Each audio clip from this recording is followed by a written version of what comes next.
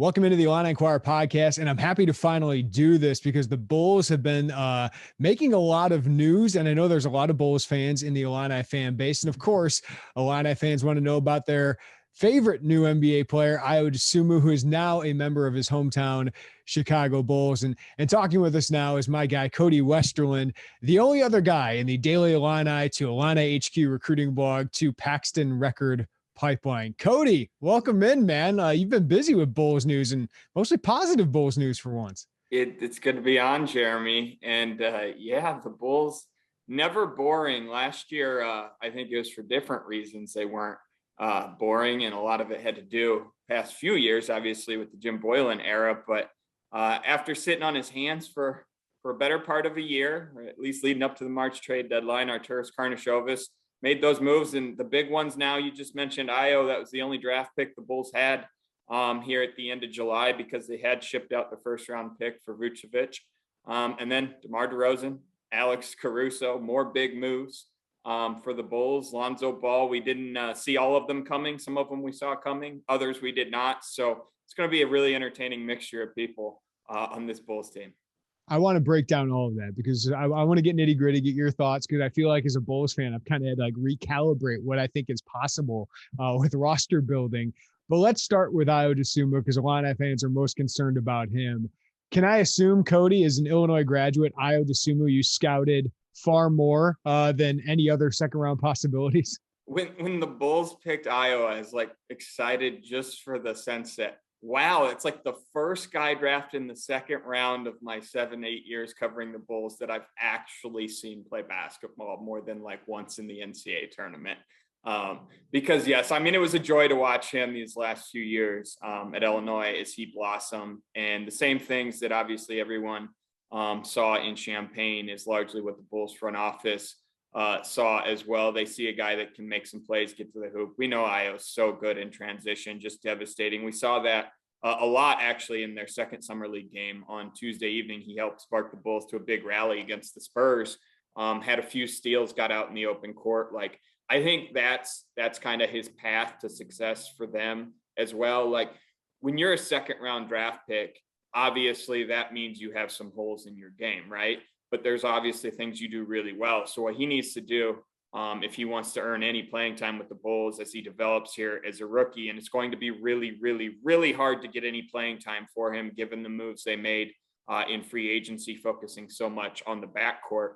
But there's certainly a window of opportunity for him down the road with the Bulls. And I think he's going to be in a good system. I will say that too for them because they want to run a little bit more. Billy Donovan is a guy that players absolutely love. They've invested a lot in their player development system. The Bulls have. I mean, they literally used to have one player development coordinator, and he wasn't just focused on player development, right? Now they have a lead executive in that department and 4 or 5 on-court player development guys to help these guys. So he'll have every opportunity to succeed. I know people in Chicago, Bulls fans, are so excited. It's an easy story, obviously, a little bit of the cliche because the Chicago kid, but I think they were excited too because, like I said, we've seen this guy succeed at a high level. We know he has the mentality to succeed. We know he's come up big in big moments. So it's about rounding out all his skills on the NBA level, obviously, and it's going to be really fun to watch Ayo here. And we've seen that a little bit already in summer league. Yeah, when I ask you about that second summer league game, which we watched just last night, we're recording this Wednesday, August 11th. But that short-term path to playing time is very difficult. When you add Lonzo Ball, Alex Caruso to a group that already includes Zach LaVine, no matter what you think of Kobe White, he's proven himself as a scorer at the NBA level. And now you had DeMar DeRozan, probably more of a 3 with this team, but obviously a guy who's going to have a lot of usage as a guard. So what is the short term for Ayo? What do you think that looks like? Because my hope, Cody, is a guy who covered Ayo and knows how good he can be. And how good of a teammate he is, all those things. My hope is just sign that guaranteed deal for a couple of years. And then if it's G League or if it's, the 11th or 10th guy in a team, whatever, he'll find a way to develop. But what do you think his short term looks like? I think it's going to be a lot of shuttling back and forth between Hoffman Estates, where the G League Bulls play the Windy City Bulls, and obviously Chicago at the United Center, because they're going to want him to get playing time this season. And there's just not, I thought it was the Alex Caruso signing that really went, like the night the Bulls drafted Ayo, like, you know, AK is kind of there talking. He's like, yeah, he'll have an opportunity to prove himself. We'll see how it plays out. And you're like, yep, Satoransky's landing in trade rumors. He could be gone. This is a team that has absolutely no backcourt depth whatsoever at all. Kobe White, I don't expect to be back to full health and like in a rhythm even till December, probably, with that shoulder injury. Like that's a really big deal when you have surgery on that and you're basically a spot up shooter is the best thing you do. So there was a path for a quick second, even knowing that Lonzo Ball was probably going to be a Bull early on in free agency. But the Caruso signing kind of came off the radar out of nowhere. A lot of people thought he would go back to the Lakers because he's meant so much to them, but they kind of had other plans and some luxury tax issues or considerations to keep in mind. So the Bulls got him. He's just going to play a ton for the Bulls this year because Caruso's so good at on-ball defense. That's what the Bulls will need. He'll be the first guard off the bench. They're paying him a contract where, hey, you know, they're not going to be scared to play him 34, 36 minutes a night when they need to, if there's injuries, foul trouble, attrition, whatever. So I think first year, Ayo, a lot of G League action. They'll probably try to get him to play as many games as they can there. Obviously, in the NBA, you can have a 15-man roster. You have two-way guys. So you got 17 guys kind of in your pipeline on your team, but only 13 of those guys dress on for games and stuff. So I don't know how often Ayo even will dress at the start. The Bulls are going really slowly in free agency here, in large part because the Lowry Markkanen thing hasn't shaken out yet. So how that shakes out, if they get another guard or wing, that could complicate it. Who they kind of fill out with these last couple roster spots will also determine how much of an opportunity Ayo has. So I think he needs to go out there in training camp, try to prove himself as much as he can, expect a lot of G League playing time, and develop from there. And like I said, like he has some tools that the Bulls need. Like this is a team that has not been able to get to the hoop very well in recent years outside of Zach LaVine. It's a team that lacks some basketball instincts. I shouldn't say lacks some basketball instincts. This team's been absolutely terrible from a basketball IQ perspective for the last 3 or 4 years. And some of that's expected during a rebuild. But Ayo's a guy where you watch him play, he feels the game well, obviously. Like he has an understanding out there. So once he catches that up and uses those instincts at an NBA level, like I think that's when you can start seeing a path to kind of fighting for playing time at the fringe of a rotation here. I don't expect that to happen this year much, but you never know. Like COVID just wrecked everything in the NBA last year. Like you could have guys out for 2-3 weeks easily. And we know the Bulls have always been bitten by the injury bug. So getting deeper was a really big deal for this Bulls team.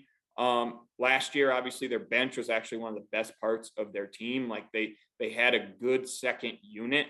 And they gave up a little bit of that depth just when they got rid of Satoransky and Garrett Temple in the sign and trade and had some other guys leave, had to trade Thad Young to get DeRozan. So from a depth perspective, like there's still a little bit of uncertainty on the second unit maybe.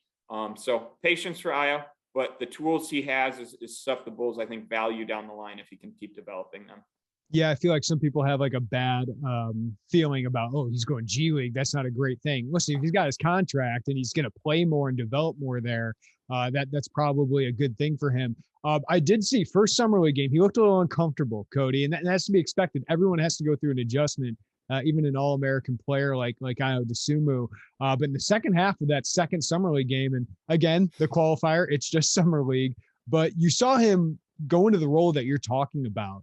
Defense, like he was a disruptor, which I always thought he actually left a little bit wanting sometimes in the defensive end in college, but he's got the strength, the length, the speed to be really good there. And then transition, that translates. It looks like based on what we saw in the summer league. So what did you see the first 2 games of summer league? Well, like you mentioned the second one, I mean, he had 4 steals and he was just in passing lanes a lot, especially helping spark the second half rally. And you mentioned, like, when you talk about Ayo's game, like the first thing that comes to mind at the collegiate level wasn't defense, obviously, because he was such an offensive superstar. And to get playing time in the NBA, he's going to have to be at least average or plus on that defensive end as he goes along. I don't think anyone from a Bulls perspective expects second round guys to just come in and completely understand that end of the floor right away when that hasn't been your specialty before. But that's going to be something that he can do because, again, this is a team that just hasn't created any on-ball havoc whatsoever. And Ayo might not be the guy to create on-ball havoc, but if he can be in passing lanes with a little bit more pressure or off the ball, that's going to be important. So the first game, it seemed like it was more for the Bulls, and they didn't play well in that loss to the Pelicans. They played, their first half was fine, then they had a poor second half, but it kind of felt like just swing the ball, someone go off the bounce here and just do something simple kind of on the other end, like a pin down or something like that. And it was a little bit of my turn, your turn. And then that was just Ayo. Like, to me, it felt like going to the hoop and not finishing when he had a lot of arms swirling around him. I think he shot 2 of 8 in that game. Like, he wasn't in space that was kind of go one-on-one. You know what I mean? That second game, the Bulls had a little bit more movement, gotten to the open floor a little bit more, and that's where he shined. So that's hard. I mean, these guys have had like 3 practices or something, 2 practices at this point together. And I know they've been, other Bulls might've been at the facility a little bit more, but like Ayo's just less than 2 weeks into his Bulls tenure. So the more he learns to play with these guys, and like you said, the qualifier, Summer League, every team faces that. But the better he's going to be, because like he's not going to be an isolation player at the NBA level. Like, that's not who he's going to be. But it's about magnifying and kind of heightening your talents and how they fit in with teammates. And he's a guy that, again, can get to the rim. The Bulls need that. They need a guy that can get in passing lanes. They need a guy in the open court as they go along here. So I like his attitude too so far. I mean, we heard everything on draft night. Of course, there's not 36, 37 players better than me in this NBA draft. And he's going to have to go prove it, because, I mean, that's what the market told him at the time, the draft market. And the Bulls were happy that he fell to them. And look, we know, again, the talent's there, and I like the mindset. Like, I think the mindset is perfect. I think we're going to see him work really hard. And I don't think, like, the hometown pressure can be a weight on the shoulders of some players, right? Like, some guys would rather not play in their hometown. Some would. Derrick Rose handled it really, really well in ascending to the MVP level for the Bulls, obviously. But through the years, others obviously can get distracted. But to me, like, he's had that pressure before at Illinois. I mean, the ball's always in his hands at the end of the game. He's a cool-headed guy. Like, I don't think that's going to be any problem. And he's taken a lot of pride in it. So having pride in your hometown and having to play there doesn't mean you're going to get playing time. But I think from a perspective of how he approaches the job, I think everything we've seen so far has been great. It will be great. It'll be, again, like, he's got to get better at being a perimeter shooter, better defender, stuff like that. And then he can be a role player, rotation player, maybe down the road for the Bulls. Yeah, I don't see it being a Eddie Curry kind of instance here, Cody. That's a good example. All right. Well, I want to bring up this whole offseason, Cody, as a Bulls fan, is just kind of like messed with my mind, because I almost had it in my head that the only way you can get better is getting lottery luck, right? And obviously the Bulls did not get lottery luck. And I'm like, oh, this offseason we might sign Lonzo Ball, and that's about it, because we don't have much cap space.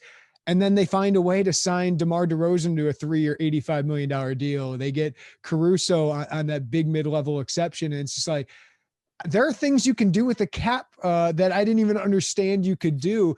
This was creative this offseason. Like, we'll see what it all lands to, but the way they got here was creative, and the plan is a lot different, obviously, than the previous regime. Are you surprised by how they did all of this?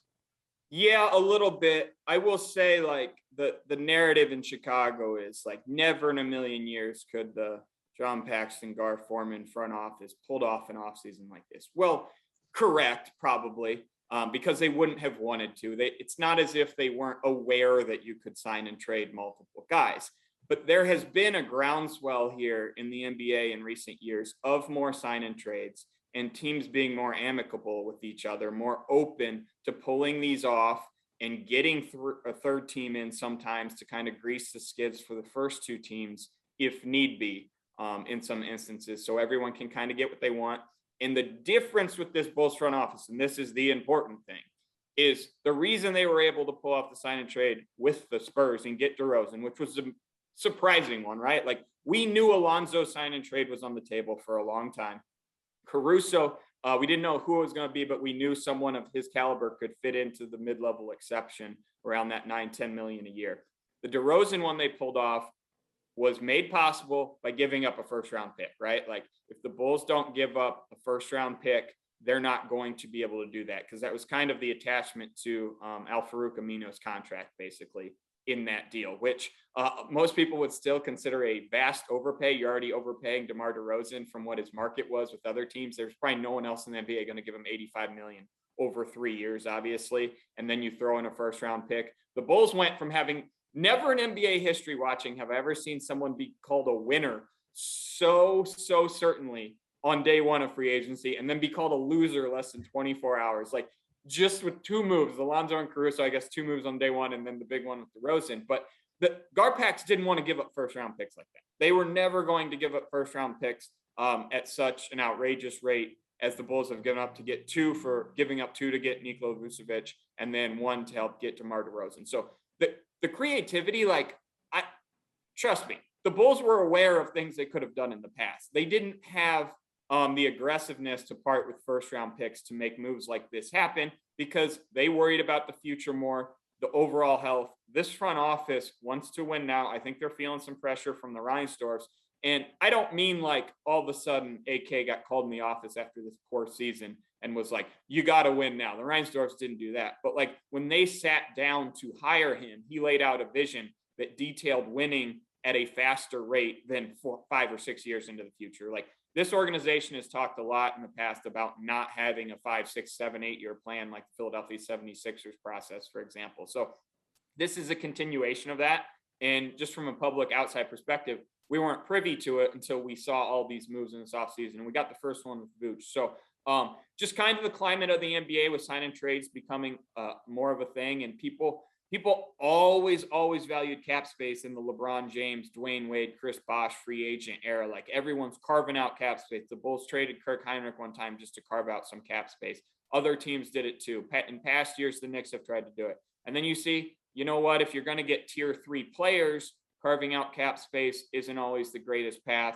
If you're willing to give up some draft compensation and some players of value, take on a bad contract here or there, whatever it may be, then you can get who you want and still operate above the cap. And anytime you're operating above the cap, you're probably bringing in a little bit higher paid veterans and stuff. That means you're going to be a little bit more competitive. So the Bulls' goal is to be a little bit more competitive. And obviously the plan right now is to worry about the health of the organization in 2025 or 2027 in 2025 or 2027. Right now it's more about winning. So the goal is to get better, right? And they have gotten huge upgrades at point guard, at center, at the 3 spot. No matter what you think of the DeMar DeRozan contract, he has a vast improvement over what they've had there the past couple of years. So Cody, what do you think, if this all goes to plan, what do you think the Bulls' next couple of years looks like without a lot of draft capital? I mean, I know they hope to get Lauri Markkanen a first round pick off him, but like, what do you think the next couple of years, the way the Bulls hope it goes, how do you think it goes? I mean, I think best case scenario for the Bulls this upcoming year. I mean, we were talking like everything goes right. The step, I think, would be to make that Knicks-like jump to a 4 or 5 slot in the East and then win a first round series, right? Like, this team is not better than Milwaukee or the Nets. They're not even close to either of those teams. And the reason isn't because they can't score with them. The reason is because they're going to have problems on the defensive end competing at a high level. Like, this is almost certainly going to be a defense, in my opinion, in the bottom third of the NBA. This is not one that I see at this point, barring a lot of playing time for Alex Caruso and a willingness to slide DeMar DeRozan down to the 4 a lot more often, and some improvements from guys like Zach LaVine and Vooch.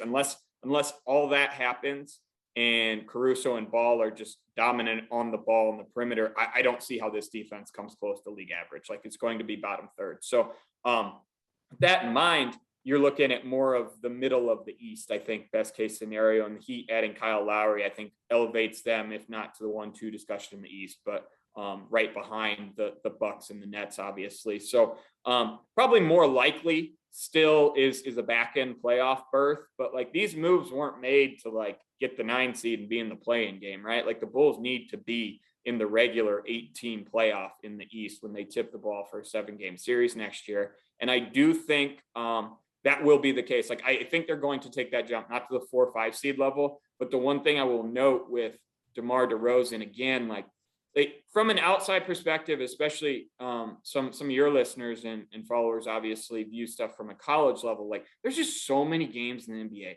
There's 82 of them in these full seasons. Someone always has a sprained ankle. Now someone's always out 3 weeks with COVID. Like having DeMar DeRozan is protection against Zach LaVine going out 2 weeks. Like Zach LaVine missing 6 games for the Bulls in past years turns into a disaster, right? Like they can't score the ball or do anything, right? Like he's a big floor raiser in the sense that any night you have injuries or LaVine's off or, there's just an elite defender that's giving LaVine problems. Like DeMar DeRozan can go get you 28 points and get you a win against a middling team. You know what I mean? Like the Bulls need to rack up those types of wins and be some of the best in the middle ground. And if they do that, they should slide in, I think, to that 6-7 seed territory. And the Reinsdorfs, that they want them back in the playoffs. That's more money. That's more attention. This is a city that I think ownership and management feels like needs a better team in the moment if they're going to ascend to the next level. Like everyone always says, like you mentioned, lottery luck, like get Cade Cunningham, or if the Bulls are going to get lottery luck and get Jalen Suggs, like you just go and you get a star that's going to be your next person in rock and cornerstone of your foundation. Well, more often than not, you go incrementally rather than just one big step a lot of the times. And the Bulls are trying to take that incremental step.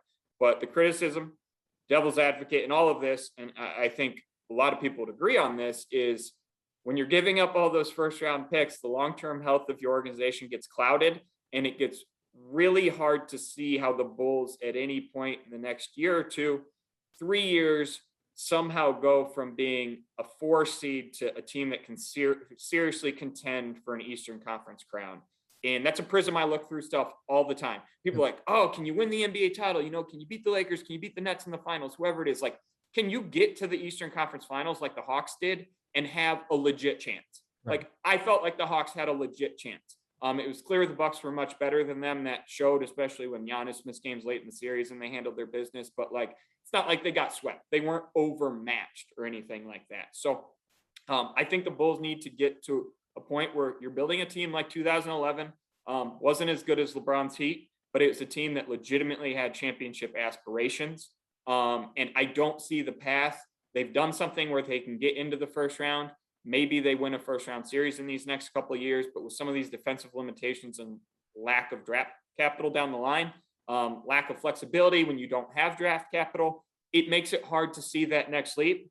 But you know what? That's a problem for later for the Bulls. I don't think they care that much at this point. And I think they would respond and tell you, well, if we just get better and build a 48-win team and have people loving the city, the next superstar will want to come here in a trade, or if we have cap space somehow, which they probably won't once Zach LaVine signs a massive contract extension, we'll figure out later how to get the next star here.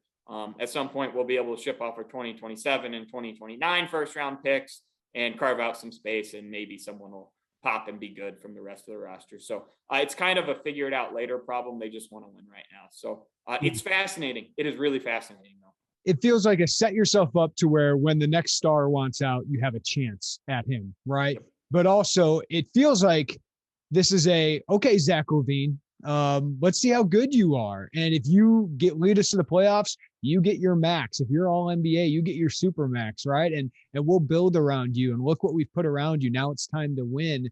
But also, if it goes sideways, Cody, it's like, do you keep Zach LaVine just because he's good enough to get you in the play-in tournament? Or like, how does this all impact Zach LaVine, who obviously is the cornerstone piece of all of this right now?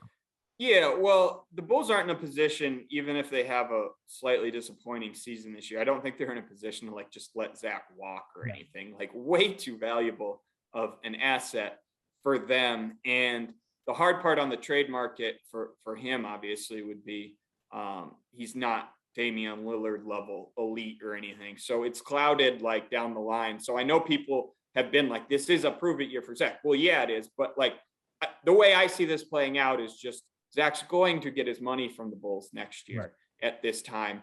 And how they do this year could factor into how much money he gets, how well he plays and everything. The farther he helps lead them in the playoffs, the more money he can obviously go up there and get. But like when you got DeMar DeRozan locked in for 3 years, on a massive contract and you're lacking draft capital, and the NBA is about to take some more away from you because you called Lonzo Ball too early in free agency, and then Rich Paul blew you up and leaked it to reporters, like, you're kind of locked into DeMar DeRozan for a couple of years, right? Like, and as long as that's the case, you're not pivoting to a rebuild or a younger generation of sorts. So I don't see how like flipping Zach LaVine in a trade is helping you, because like healthy organizations don't go get Vooch and DeMar DeRozan and then have 1 year go by and flip it and blow it up and trade a star to get more younger guys and then put themselves between two generations again. Like, that's one thing I did like about the Lonzo acquisition, right? He bridges a gap where he's enough of a veteran to immediately go out there and make a difference at age 23 and play with Zach LaVine at a high level, but also young enough where there's not like a 9-year gap between him and Pat Williams, for example, something like that. So he kind of bridges a generational gap where you can kind of pivot. But as long as DeRozan and Vooch are on that roster, like you're kind of locked in. To me, it feels like this being your team for the next 2 years. Now, watch me look like an idiot because AK will pull off 7 sign and trades next summer and like could totally revamp the roster again or something. But like contractually looking at this with the lack of flexibility, this feels like their team for the most part, the core of it for the next 2 years. And when you're looking at that window, I don't see any other option than Zach LaVine long-term contract extension at a high level next year. So that's where I see him going for 2 years. It feels like 2 years from now would be the next big moment for this Bulls organization as far as a direction or course change. If you're talking about competing at a higher level or maybe wanting to build a little more around Pat Williams and Lonzo Ball. And Pat Williams is a factor in all this too. Like if he blows up and looks really, really good these next couple of years, maybe you pivot the direction of your organization around him as your superstar and then do try to get value for maybe some of your veterans. But if he's played like he has so far, I think Bulls fans' expectations for Pat Williams are just like 2 or 3 years too advanced. Right. Like everything they talk about him being is what he can certainly be at age like 23, but they're just expecting him to do it this season. And like, this is just not going to happen. Like he had a really good game in Summer League on Tuesday evening, helping lead the Bulls back. But he shot really poorly in the first one. Like it's going to take time for him to get accustomed to a bigger on-ball role, which he's not even actually going to have this year. So his numbers are probably still going to be really low. They need him to be really good on the defensive end. He has a lot of potential on that end. I thought again, kind of cart ahead of the horse last year where, he guarded Giannis. Well, yeah, Giannis hung 38 on him and like 13 of 14 shooting. Like he guarded Kawhi. Yeah, Kawhi just shot 90% on him, it felt like half the time. So stuff like that, he's going to be really good, I think, but it's just going to take time. So he's a big piece for this team moving forward, and how he plays out will decide some of their future decisions as well. Yeah, for any Illini fans watching Summer League, it's basically Pat Williams, go get yours, be aggressive. So he's going to force up some shots, but I think they're trying to figure out like, hey, can you do this one? And then can you learn what shots to take, what shots not to take? But obviously the talent is there. He's a physical freak. What do you think is the ceiling? Because obviously he's a starter this year. He's a versatile defensive piece, can shoot some threes. What do you think he eventually will be? Like somebody texted me, is he Harrison Barnes? Is he Pascal Siakam? Like, what do you think he can be? Yeah, I mean, I think right now I would say when you ask me what's his ceiling, I would say like I can see him becoming an all-star down the line.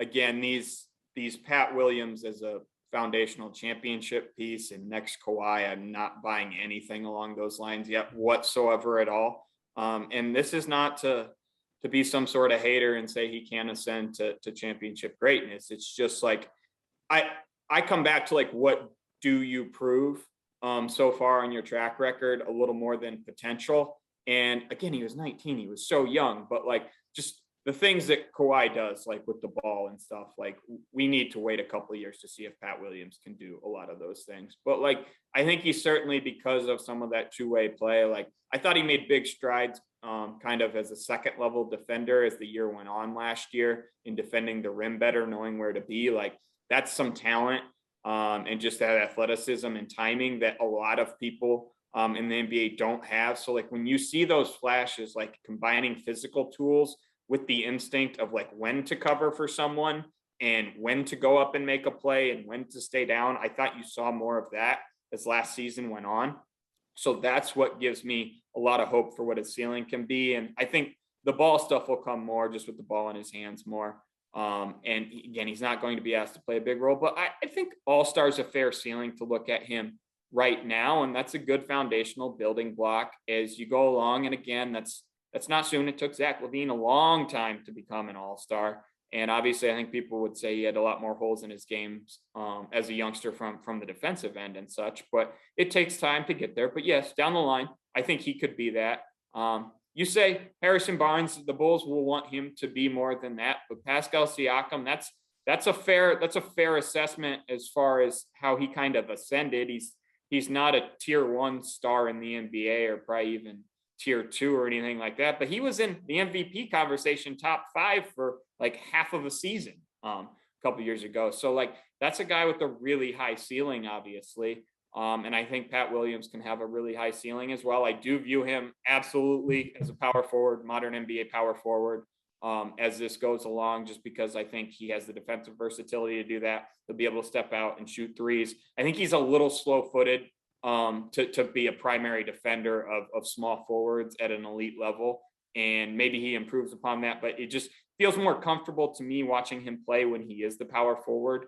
And then he can get switched on to wings, that's fine. But to ask him to be the primary defender against some really quick guys for 35, 38 minutes a game, I don't think that's the best way to utilize him. I like how he can kind of defend the rim too. Maybe not as your primary rim defender, but like we saw the Lakers win a championship with like Anthony Davis and LeBron as their 2 and 3 rim defenders. And it's like, whoa, when you got that length, that's something else on the back line. So if he can kind of provide that, then you're looking at a defense that has a little bit higher ceiling.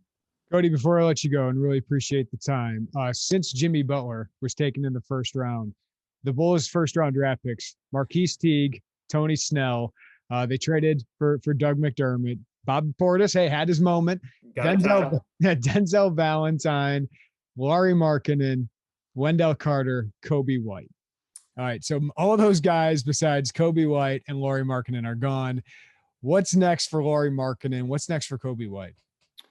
Well, I think Kobe White will obviously be with the Bulls this upcoming season. I think he's clearly a trade chip down the line. I don't think anyone's trading Kobe White right now or trading for Kobe White right now when he has a shoulder injury and some question marks still in his game.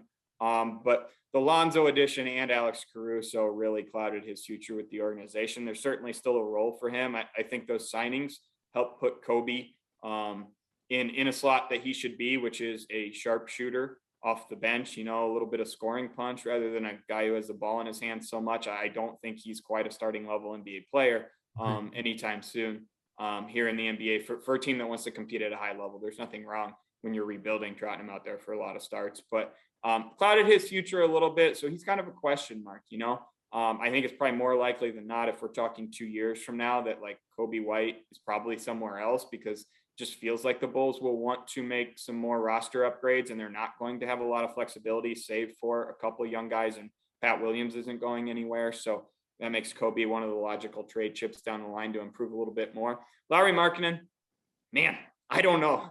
I was so high on him like 2 years ago, Cody. I thought he was their best piece. Like I thought he could be better than Zach LaVine at that point, because he kind of was this modern NBA post player, versatile. And it just, I don't know if it was Jim Boylan. I don't know how much of it was Lauri and everything with the Bulls, but it turned into a disaster the last couple. March 1st, I think 2019, people would have been like, Lauri right now coming off a great month. Flashing all his talent, like he is a cornerstone piece. Yep. It's gone south. His talents didn't improve. He didn't improve.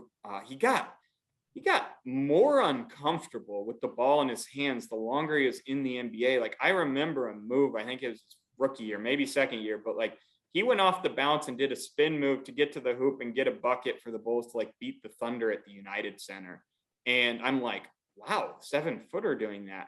And like, it's like a hot potato in recent years with the ball in his hand. So I have no idea what happened in that realm. Like he went from a guy who was comfortable putting the ball on the floor for a dribble or two and making a decision and play to just bad decisions and uncomfortable with the ball. So like, I thought he was going to end up with the Spurs all along. Like that's what we've been hearing kind of from that perspective, because they liked him, they were intrigued, and they had cap space. And then he wanted way too much money, and they said, just throw Thad Young in and we'll figure it out here. So sounds like the Mavericks might be, if he goes somewhere else, the most likely destination, just because they do have a trade exception that, while it's not as much money as he wants, sounds like he's wanted 15 million annually or more, and not going to get that from all signs. Like the Mavericks, I think, could fit him in for 10 or 11 million, maybe as a starting point for his salary. And they do always want more shooting around Luka Doncic, because it's kind of the LeBron thing, right? Like you should be surrounding a otherworldly playmaker with a lot of shooting. And I think the Mavs have that in mind. And obviously they got rid of Seth Curry and have been looking for more shooting, I think, since then and everything. So I think maybe the Mavericks would be the most likely, but a lot of this is going to depend on like Lowry's price point too. Like the Bulls have a lot of leverage, but when it comes to where's Lowry landing, like there's teams that would like him at a low price point. The Bulls wouldn't even mind him being back for 1 year at $9 million on the qualifying offer, because it's a low price point with not much risk. You know, everything goes wrong, he just walks next year. If he pouts all year, that's the risk. Like right now, the only leverage Lowry Markkanen has on the Bulls right now is that he could pout all year and make it a bad environment, but they'd put him in his place. So you can't do that and be a professional. So he doesn't have much leverage other than saying, I want to leave. If I go for a lower price point to another team, maybe they'll flip you a draft pick of some sort that you like, AK and Mark Eversley, and let's just call everything, you know, thanks and see you later. But it just, some of this depends on him, but the Bulls are, it's weird from this perspective too. Like I've never quite seen a restricted free agency play out with this. Leverage is always a play, but now the Bulls are just like, yeah, you can have Lowry, but we want a first round pick. Like he's nowhere near worth the first round pick whatsoever at all, but who knows? It only takes one, right? And maybe someone does want shooting and thinks they're going to have the 25th pick in the first round, and they don't care that much and think he could provide more value for him. There's always someone out there that thinks they can turn a player around, it seems like, especially at an age like Lowry Markkanen, 24 years old or so. Like he's going to have another shot here to prove himself. So I would guess the Mavericks. Long-winded answer to your question. I suppose maybe guess the Mavericks. That could be blown up in 20 minutes time after this podcast gets posted, but Mavericks or maybe the Bulls. And I know the Timberwolves have also expressed interest too as well. So still a few options to play out there with Lowry. Just disappointing the way that all turned out with Lowry Markkanen, because I was so high on him. There's a lot of takes in the ether where I said he's my guy, my cornerstone, not Zach LaVine. So face for that one. But Cody Westerlund, the Bulls got a lot more interesting this offseason. Hopefully they make a playoff run, and we'll see where it can go from there. But appreciate the knowledge, man, and enjoy Ayo Dosunmu, because he's a blast for the media. He's really good to us. For sure. It was good to catch up with you, buddy. We'll be in touch.